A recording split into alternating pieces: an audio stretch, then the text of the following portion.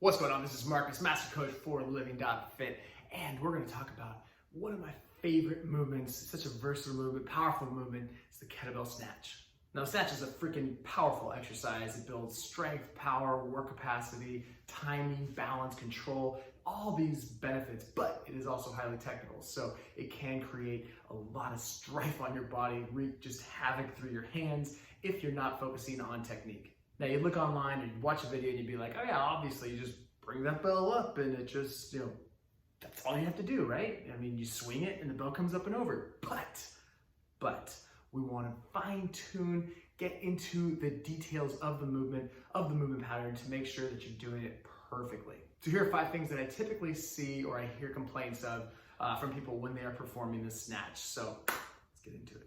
All right, mistake number 1, slammed forearms. And this is probably the most typical mistake that I see and the complaint that I hear the most. So there's a couple issues here. We wanna make sure, number 1, you're not using a Kung Fu grip. When you are super, super tight on your grip, that bell has no choice but to come up and over. So as you're pulling with that momentum, with that explosive hinge, as you get to that top position, the bell wasn't able to travel around the hand. It wasn't able to, come and open over, and you're allowed to, or you're able to use that weightlessness of the bell. It's going to be connected in that extended position. So we want to loosen up the grip. Second mistake or second fix for that is going to be an explosive hinge while keeping the bell tight to the body. So you don't want to let that bell boomerang out in front of you too fast, which feels like the logical thing to do. You would extend your hips and then just let that bell come up and over. But we want to make sure that it stays tight to the body. So that way, once we get to that point of weightlessness, right before the peak, we're able to rotate, we're able to create that space for that bell to land safely and lightly, just ever so lightly on the forearm.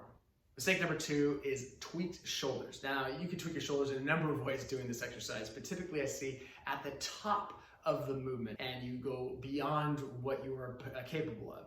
So we go beyond vertical. So what I like to do is, number 1, I want to establish the appropriate range of motion for my client. Make sure they can just get into the overhead position. I can't even tell you how many times people can't get into a basic position. They can't even hold that position, and then people load that thing, and then they load it ballistically. So let's just take a couple steps back. Let's make sure we have the ability to get overhead safely. Once we can do that, then I love to incorporate scap pull-ups, because with scap pull-ups, it allows you to pull the shoulder down, it allows you to engage the lat, lock the shoulder into place, and really make sure that you have that range of motion overhead, but also you feel that stability while overhead. So we practice some scap pull-ups, we create that tension, we create that foundation. Then once we start getting ballistic, we still maintain that connection and tension. So when we get overhead, we stay safe and stable. Safe and stable. Mistake number 3, torn hands. Ripped, bloody, disgusting. This is like one of my biggest pet peeves when it comes to kettlebell and just training in general, is this notion that you have to crush yourself, you have to kill yourself in order to get a good workout. You'll see people posting their bloodied up hands, and unless you're competing kettlebell sport and you just did 1,000 snatches with a 32K, I don't want to see it. All that means to me is that you did too much too soon. So you just did too much. Even if it wasn't too soon, you just did too much. You don't need to do that much. You can get so much more from less.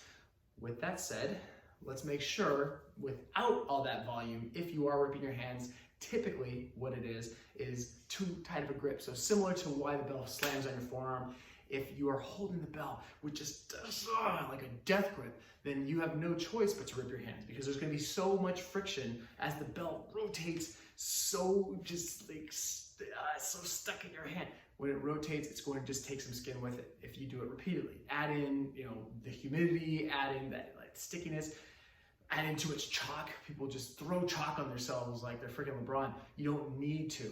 We want to loosen up the grip. We want to build that strength of the grip. We want to build that strength of the kettlebell. So make sure we've got that finger that goes from the finger into the palm. So we almost want to bypass the calluses as much as possible. Bypass right where your fingers crease, that skin creases, and that's going to allow you to stay strong, build a strong grip, and not rip up your hands. Mistake number 4, sore backs. Anything with a kettlebell, anything that you're hinging, you have the potential to tweak your back. Typically what happens is, number 1, there's not enough tension Or number two, there's not enough speed, not enough explosive power that's going to propel that bell up. So if there's not enough tension, there's just going to be an unbalanced distribution of tension on your back. So if that bell is pulling me down and I don't have enough anterior tension, so front line is not engaged, my abs aren't tight, then all that tension is going to be on my lower back. Not a big deal if I'm doing curls, but if I'm doing an exercise where that weight is going to drop quickly, so I'm using gravity that is accelerating, that is increasing the overall load on my body, or if I'm going higher, increasing that speed, increasing that distance, and thus creating even more tension on the back. So we want to make sure that we have enough tension throughout our entire torso to balance out that load. The second part of that is going to be not moving fast enough. So if I'm just driving my hips without a lot of speed and just letting that bell kind of come up, it's going to be almost like a bastardized front raise. So I want to make sure that I'm using enough ballistic power, enough explosive power with my lower body. And then that way with my upper body, it's going to be a pull, but then the rest of the movement is just going to be finding that spot for the kettlebell to land safely. So a lot of speed, a lot of explosive power. That means we want to make sure that we've mastered the one arm swing first. If we haven't mastered the one arm swing, we haven't mastered the clean, then we don't even want to touch the kettlebell snatch. Mistake number 5, elbow pain. So what typically happens is when someone's performing the snatch, or the kettlebell snatch in this case, they're dropping and that bell stays too tight to the body and they haven't timed their hinge. So if you don't time your hinge properly, then what happens is that bell is going to jostle you down. So it creates this jerk that's going to be felt up through your wrist, through your elbow, up through your shoulder, up through your neck, up through your back, the entire kinetic chain.